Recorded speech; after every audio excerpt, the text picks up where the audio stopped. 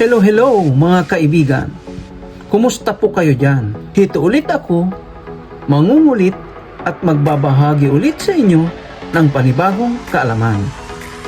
Ang ating tatalakayin ngayon kung paano magbasa ng value ng isang resistor.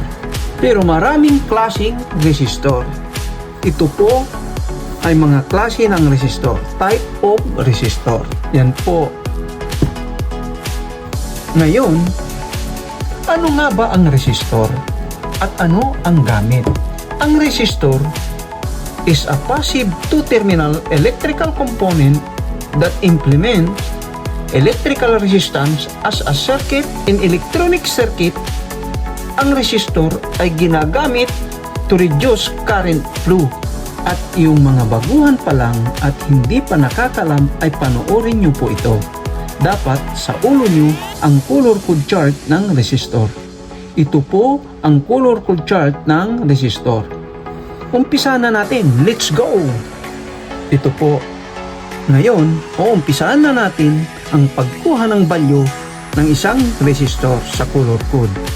Ito po ang una nating example po. 3-band resistor. Dapat sa ulo nyo po ang color code ng resistor. Let's say black is 0, brown is 1, red is 2, orange is 3, yellow is 4, green is 5, blue is 6, violet 7, gray 8, white 9. Itong gold saka silver po ay point po lamang yan. Ngayon, umpisahan na natin po ang unang example. Ito po, ang color nito ay brown. Nasaan po ang brown? Ito, 1. Isulat po natin para makita nyo ang sagot. Kung paano kumuha at magbasa ng value ng isang resistor. Brown is 1. Lakihan po natin para makita nyo. 1. Yan. Ito po ay first significant. Ito po ay second significant. Ang pangalawa ay black. Black is 0. Ito po 0. Sulat po natin 0. Ang third, yan po ay multiplier na po yan.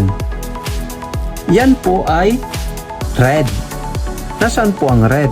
Ito. Ibig sabihin, ang red ay 100 ohms. Multiplier po. Kaya, lagyan natin ng multiplier 100. Yan po.